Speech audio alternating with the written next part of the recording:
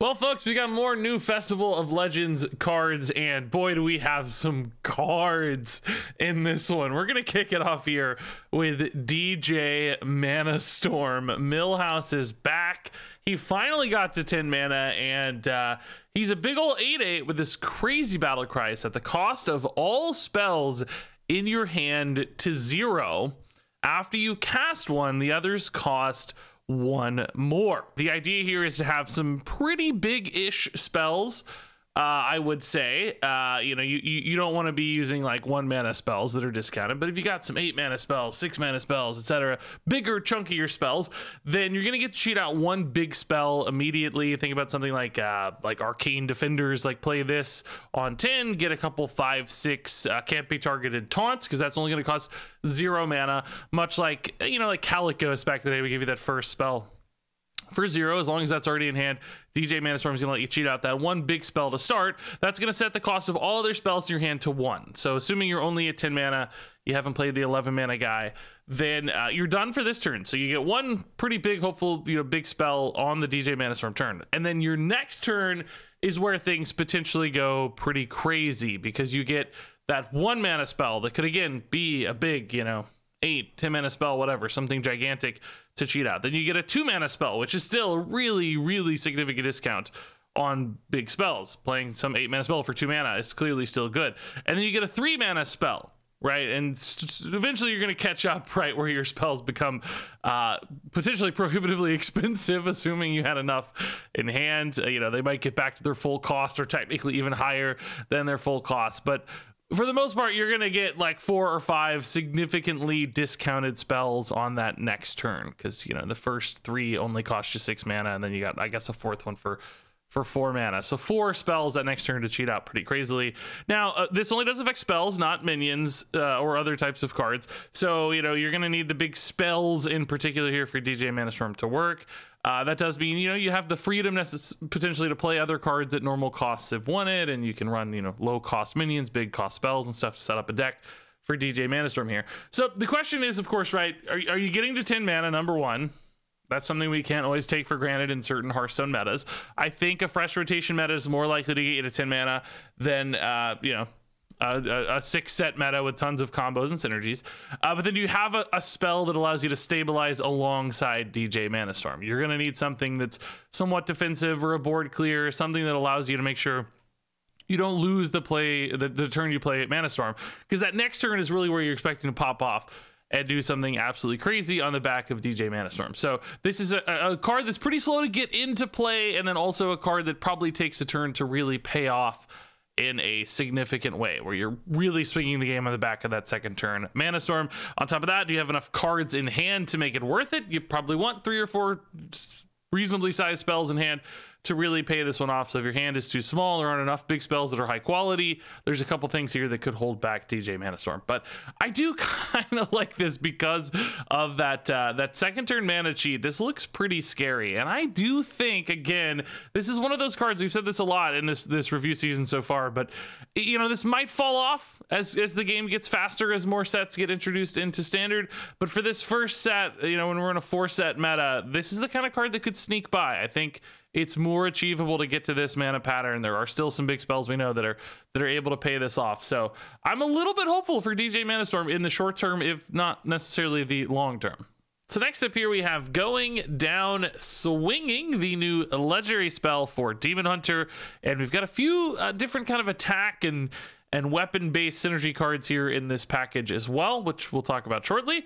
This one's 5 mana, gives your hero +2 attack and immune this turn, then attack each enemy minion. So this bumps up your attack a little bit and then gives you the ability to hopefully wipe your opponent's board, especially if played in combination with other attack buffs. Of course, you could easily get this up to like 5 damage or something, and then wipe out your opponent's mid-game board and still push some damage face as well, potentially. So you both might be able to maintain your aggression while taking a little bit of a reset. That reminds me a little bit of the card Blade Dance that Demon Hunter used to have, where they just like go face really hard and then you just use a Blade Dance to kind of take care of the opponent's board. Now, notably, this is a little bit more expensive, but there might be some additional upsides as well. As we're going to see, there's, for instance, a card that gives you lifesteal.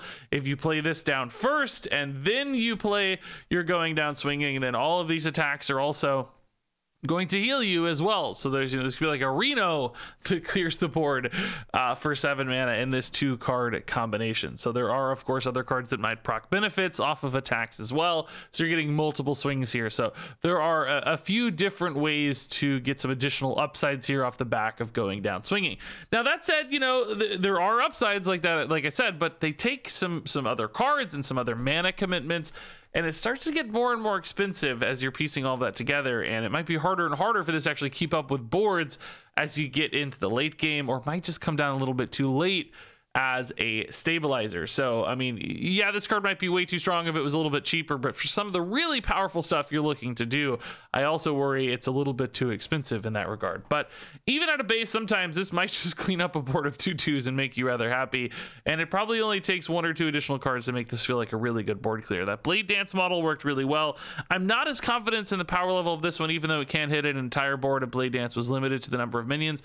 That usually wasn't a huge downside on the Blade Dance, and I worry that the extra costs here won't make up for some of the upsides that Going Down Swinging can actually provide. So moving on here to the Eye of Shadow. This is a new 2-mana 2/3 demon. Gives your hero lifesteal, but notably, keep in mind, as always, this is only while it's on board. Sometimes you guys read these and think, it's forever. No, this has to be on board. It's not for the rest of game effect. That would be insane. That would be broken on a 2-mana card. This has to be on board, so you're going to have to play this probably in the same turn that you want to net the benefit of the lifesteal, but that can still be nice sometimes when you are in these like face race decks in particular. Having some surprise healing to extend your clock and give you, another turn or 2 to survive while still pushing for some big damage can actually make all the difference. So whether this is used in combination with Going Down Swinging for like this super heal turn, which is a possibility, or sometimes just used alongside a couple nice attack buffs, and you're just like, okay, I'm just going to deal 6 and heal 6, and that might change the clock enough that an aggressive deck can get there. Now, the question is the opportunity cost of running, an otherwise River Crocolisk that sometimes might not be all that helpful, might have to kind of sit in hand waiting for those attack buffs or the right upside. That might not be worth it for the Eye of Shadow. So it's not like this doesn't come at some cost. There is always that opportunity cost for that deck slot to overcome for a card like this one. So you're going to have to make sure that this is indeed worth it. Without things like Il'gynoth, for instance, to turn lifesteal into extra damage, that makes me a little bit more doubtful for this one in aggressive packages. So can you play this in a defensive package with Going Down Swinging and other perhaps attack-based patterns that are helpful? Maybe some kind of hybrid thing too is a possibility. It's definitely an effect that is strong. It has downsides, but it is a strong effect, and sometimes that's just enough for cards to get there. So moving on here, we've got the Glaive Tar. This is a 4-mana 4/2 weapon with Death Rattle. Draw 1 card, and if you play Outcast cards while equipped, you can approve that to draw more cards, which there are actually quite a few cheap Outcast cards floating around in Demon Hunter, and we've got this kind of Outcast package that has been teased, and I think has some pretty powerful cards. I'm actually hopeful still that Outcast Demon Hunter is gonna be a deck that gets there. They're gonna hit some critical mass of Outcast cards, and a card like this might actually be the enabler that they need. The challenge, of course, is this comes down on turn 4. So if you have a lot of kind of low cost Outcast cards that you're looking to use to pump this up, are you going to want to be playing those earlier? Is your hand going to be full enough to play those after playing the Glaive Tar? Can you have like a big turn 5 with 2 or 3 Outcast cards and make this like draw 4, for instance? Because that's kind of insane. A 4-mana 4/2 that draws 4 cards is sort of nuts for 4 mana. So, it wouldn't take much, I guess, to make this feel really good. Like 2 Outcast cards on this, you're probably pretty happy. You play this on 4, hit face, and then draw a bunch on 5 and just keep things rolling. That's absolutely not an impossibility. I guess when I look at a card like this, I have to say, like, man, the potential for this to just draw a ton of cards all at once is not really that hard to achieve. Drawing 2 probably makes this feel good. As you get to 3, 4, etc., This card actually looks kind of nuts. So I do actually think this is the sort of thing that pushes Outcast Demon Hunter even harder and might get it there.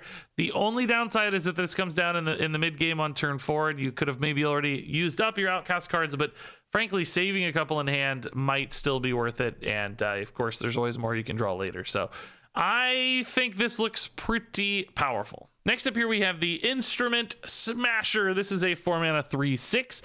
Whenever your weapon is destroyed, equip a random Demon Hunter weapon. So we just saw a weapon. If the Glaivetar gets destroyed, I guess you could equip another Glaivetar. Now, this does not say a weapon of the same cost, for instance, or anything of that nature. So you could get a cheap weapon. There's probably going to be some expensive weapons as well. I'm sure there's going to be a lot of variance here on the Instrument Smasher, since Demon Hunter does have so many different weapons. Now, that said, are you willing to pay this 4-mana overhead on just a 3/6 body to get a random weapon? I don't think so. I think most decks will prefer far more consistency than this. This is one of those cards that, if it doesn't line up well, right? Like if you don't line this up on a turn when you're about to destroy your weapon, you probably just played a 3/6 that is going to get swept up. It's not going to do anything, and you're going to feel really bad about it. So you have to both time this well, and you actually have to hit a result that you're really happy with to make this card worth it.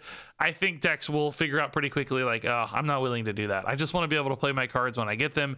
I don't want to have to time this well. I don't want to low roll on this. So ultimately, the Instrument Smasher feels to me like it's going to be a quick pass for a lot of decks. So finally here we have Warrior's legendary spell. This is Black Rock and Roll, the legendary song here for Warrior. 5 mana, fire spell. Give all minions in your deck attack and health equal to their cost. So this is going to be a big old deck buff card, kind of in the vein of Lor'themar Throne. And so this is going to give like 1 cost cards +1/+1, and it's going to give 10 cost cards +10/+10. So, of course, high-cost cards are going to benefit a lot here from all these stat gains, especially any of those that have keywords or something that puts those stats into play or duplicates those keywords in some way. So charge minions could get some huge buffs, for instance. Rush minions can use those stats more immediately. And then we've got stuff, too, that's like copying stats, like the Flesh Shaper, if you guys remember this.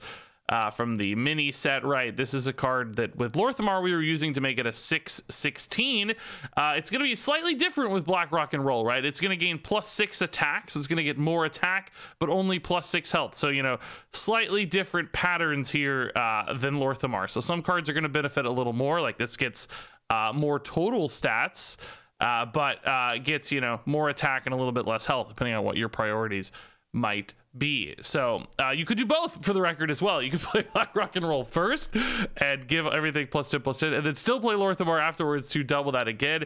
That's really greedy, right, is the problem. And as we've seen with Lor'themar, he's a pretty greedy card in general. It's really hard to just take that down turn 7 where you're just kind of playing, you know, War Golem on board and then try to reap the benefits of that down the road. And it takes a while to draw through all those cards and start putting those stats into play. It's just a really grindy, greedy, long-term sort of game plan. Black Rock and Roll could advance that a little bit faster, given that this is happening on turn 5, so it's a couple turns sooner than Lor'themar. But you're also not getting a body on this. You're sacrificing even more on board. You're not getting anything to contest on turn 5, and it's going to require, again, a lot of time to pay this off. So, you know, I really worry with cards like this that they're just too slow. They take too long. You got to draw so many cards. You got to have the right cards. You got to have cards that, you know, probably have taunt or rush to catch back up.